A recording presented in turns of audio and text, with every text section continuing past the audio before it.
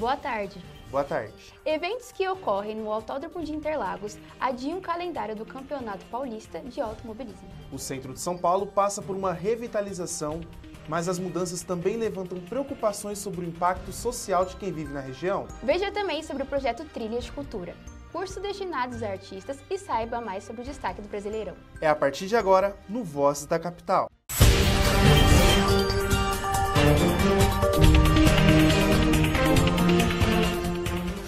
A revitalização do centro de São Paulo, que busca reerguer áreas urbanas degradadas e torná-las mais seguras e animadas e inclusivas, é uma das principais prioridades da Prefeitura de São Paulo.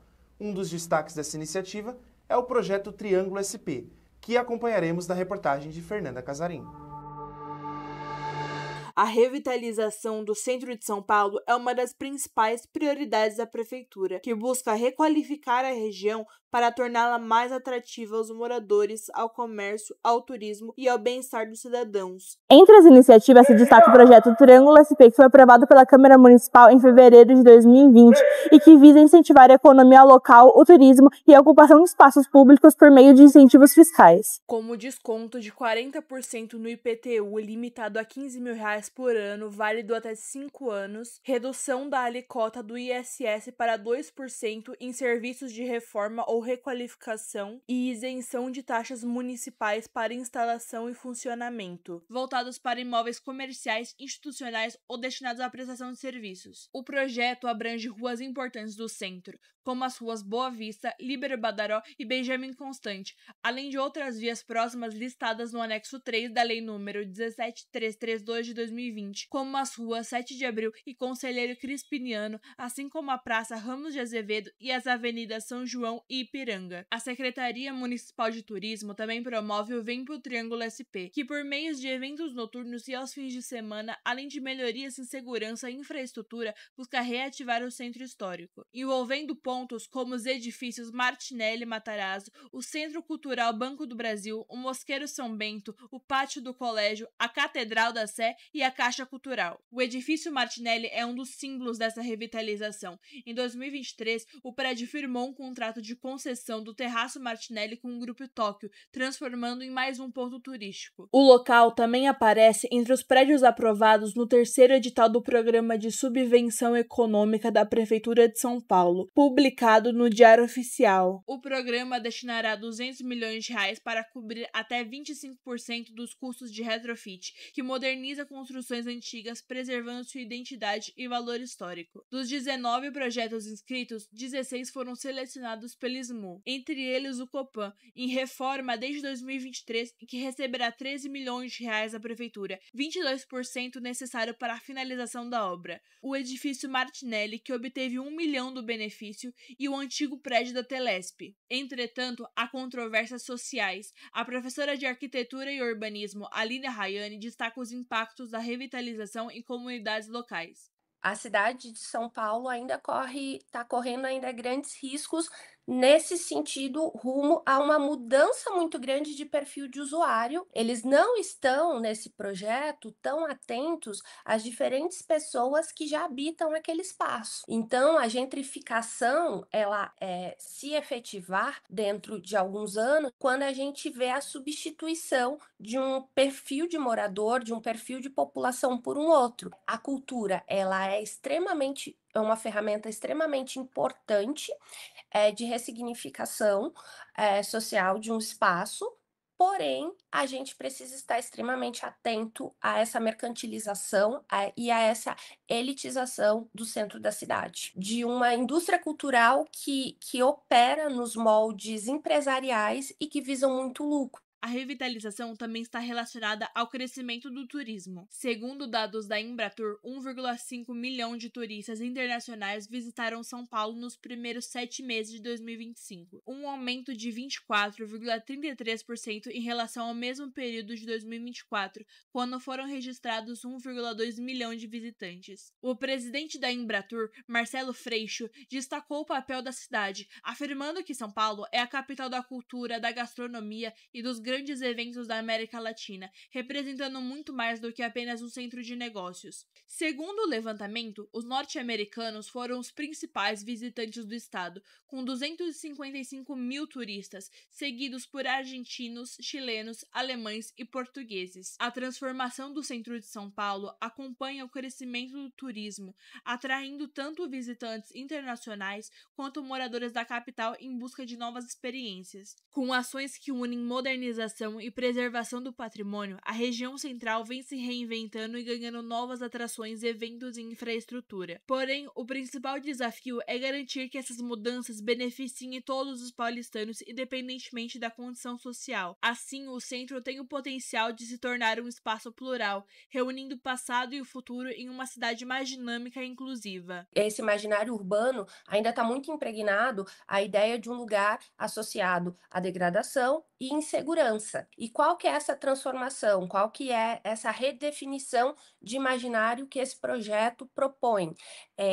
Na verdade, é para essa mudança para a ideia de um território de cultura, de diversidade e experimentação. E aí, quando a gente tem esses espaços públicos sendo recuperados de uma forma criativa e plural, a gente consegue ressignificar esse imaginário urbano. E acabou nesta sexta-feira, dia 31, o prazo das inscrições para o projeto Trilhas de Cultura. Realizado em parceria com a Prefeitura de São Paulo, o programa acontecerá no Centro de Referência de Dança, localizado no Centro Histórico da cidade, e receberá 130 pessoas por 10 dias em um curso intensivo gratuito de teatro musical.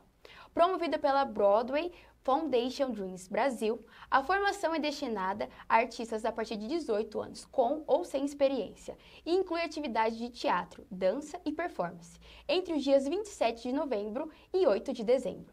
Das 130 vagas, 70 de ampla concorrência. Já 33 foram reservadas às pessoas negras, 13 a indígenas, 7 a pessoas com deficiência e 7 a pessoas trans. Ministrado por profissionais renomados da Broadway e teatro musical brasileiro. O curso será concluído com uma apresentação aberta ao público no palco do Teatro Municipal. E chegou a hora de descobrirmos a previsão do tempo para essa semana com a Graziele Mizukami. Grazi, conta pra gente, vai dar sol, praia no próximo final de semana? Porque assim como eu, vários espectadores da capital querem saber. Boa tarde. Boa tarde, Lucas. Essa segunda-feira, 3 de novembro, amanheceu com chuva fraca na capital paulista, com mínimas de 18 graus. Ao longo do dia, as temperaturas devem chegar aos 24 graus. A chuva pode dar uma trégua, mas o céu permanecerá nublado. Já durante a semana, as temperaturas sobem e podem alcançar até os 29 graus. Porém, o tempo segue nublado. O sol mesmo deve aparecer lá pelo domingo. Obrigada, Giovana, Lucas. Obrigada, Grazi. O Festival Detal, que ocorreu em setembro, e a Fórmula 1, que chega na próxima semana em Interlagos, alteram o calendário de Campeonato Paulista de Automobilismo no Autódromo. Acompanhe a reportagem da Thaís Escalada.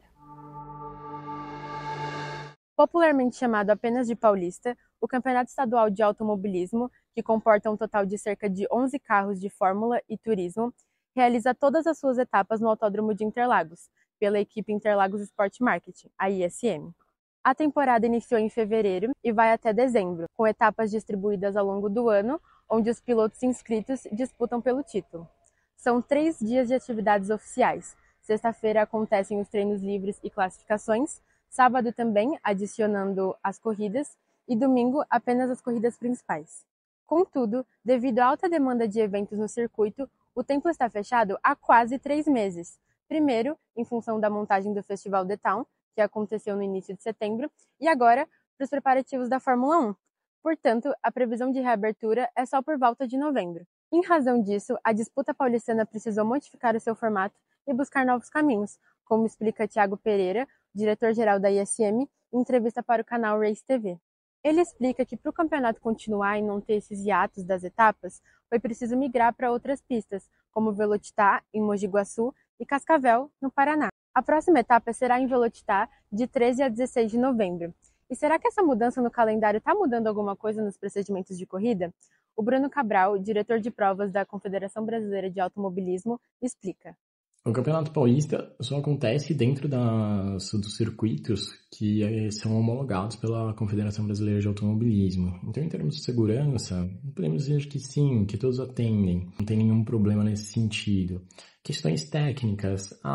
Eu entendo que uma das coisas que pode variar é a questão de estrutura de box, né? Então, por exemplo, em Interlagos a gente tem 23 boxes e mesmo assim não cabem todas as categorias lá dentro dos boxes de Interlagos. Então, é preciso montar estruturas auxiliares. A estrutura do velocitário de boxe é ainda menor lá de Interlagos. Então a gente precisa entender como acomodar todas as categorias e talvez entender o procedimento de entrada e saída de boxe, o procedimento de manutenção durante as atividades de pista daquela categoria, como vai funcionar. De maneira geral, assim, o Campeonato Paulista não vai correr em nenhuma pista que não seja homologada, então não existe nenhum grande problema nesse sentido. Para as equipes, o esforço também aumentou, já que os carros e equipamentos precisam viajar. Fora que os pilotos precisam se adaptar às singularidades de cada traçado. O membro da equipe Insane Racing da Fórmula 1600, Nathan Abreu, relata essa dificuldade. Por conta da mudança do nosso calendário e as categorias estarem saindo de São Paulo, isso dificulta que os pilotos possam comparecer nessas corridas, porque a gente acaba tendo um custo muito elevado e os pilotos acabam perdendo experiência, porque eles não andam em autódromo diferente, acabam andando só em Interlagos e acabam perdendo pontos também no campeonato, e isso dificulta muito. Já os fãs sentem falta da emoção ao vivo. A torcedora Beatriz Santiago compartilha sua relação com as tradicionais corridas de São Paulo. Eu acompanho o Campeonato Paulista de Automobilismo pelo principal fator de ser apaixonada por automobilismo em si e morar muito próximo a Interlagos e conhecer muita gente lá dentro. Então, me faz muito bem ir para as corridas e acompanhar o campeonato em si. E quando não tem corrida em Interlagos, normalmente eu assisto pela internet. E acredito que traz uma diversidade, ir para as outras etapas, outros autódromos, mas gosto muito também de ser aqui em Interlagos, por ter toda a estrutura, toda a história do Paulista aqui em Interlagos mesmo. Embora nada se compare a correr em circuito familiar e ocorram situações inevitáveis, o trabalho em conjunto da ISM, FASP, equipes e pilotos é fundamental para manter o nível fora de Interlagos. O Paulista só retornará para o berço do automobilismo brasileiro na sua grande final, dos dias 18 a 21 de dezembro, completando quase 4 meses fora de casa. Enquanto isso, ele segue levando a velocidade paulistana para outras pistas. E agora com a Tainá Amorim, que está na Estação Consolação. Ela vai contar um pouquinho de como que está o movimento nos trilhos nessa tarde aqui na capital paulista. Tainá, boa tarde. Olá, Lucas. Olá, Giovana. Boa tarde a todos que estão nos assistindo. Estamos nesse momento na Estação Consolação da linha 2 verde do metrô, no sentido Vila Madalena. Por enquanto, o fluxo de passageiros aqui está bem tranquilo, lembrando que aos sábados e aos domingos, a linha 2 verde do metrô opera com velocidade reduzida e maior intervalo entre as estações Consolação e Brigadeiro, devido a uma obra de escavação a um novo túnel que irá ligar as estações 2 verde do metrô e a linha 4 amarela. Lembrando que se você tem um compromisso importante no dia, procure sair um pouquinho mais cedo ou busque outras alternativas de transporte. Volto com vocês aí no estúdio. E agora, depois de descobrir um pouquinho de como estão os trilhos, vamos ao esporte. E vamos falar um pouco sobre a 31ª rodada do Brasileirão, que aconteceu nos últimos dias. No sábado, o Santos, que está lutando contra a zona do rebaixamento, recebeu o Fortaleza na Vila Belmiro, e as equipes ficaram no empate em 1-1. No domingo, o Corinthians venceu o Grêmio por 2-0 na Neoquímica Arena. Já o Palmeiras retomou a liderança por 2-0 no estádio Alfredo Jaconi. Por fim, o São Paulo venceu o Vasco por 2-0 lá em São Januário. E assim nós terminamos os nossos Vozes da Capital. Até amanhã com mais informações. Boa tarde. Boa tarde.